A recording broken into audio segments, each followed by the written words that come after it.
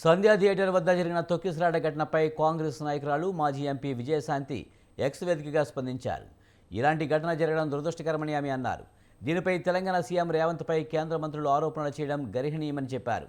ఒక సినిమా విడుదల సందర్భంగా జరిగిన సంఘటన దురదృష్టకరమని విజయశాంతి ట్వీట్ చేశారు. ఈ ఘటనను బీజేపీ తమకు అనుకూలంగా మార్చుకోవాలనుకుంటుందని తెలిపారు. రెండు రాష్ట్రాల బీజేపీ నేతల ప్రకటనలో ఇది స్పష్టమవుతుందన్నారు. సినిమా పరిశ్రమను నాశనం చేసేందుకు తెలంగాణ కాంగ్రెస్ ప్రభుత్వం సీఎం ప్రయత్నిస్తున్నారని బీజేపీ కేంద్ర మంత్రులు ఆరోపణలు చేయడం గర్హనీయమని మండిపడ్డారు. సినిమా పరిశ్రమకు అన్ని ప్రాంతాల ప్రజలు ఆదరణ కావాలన్నారు.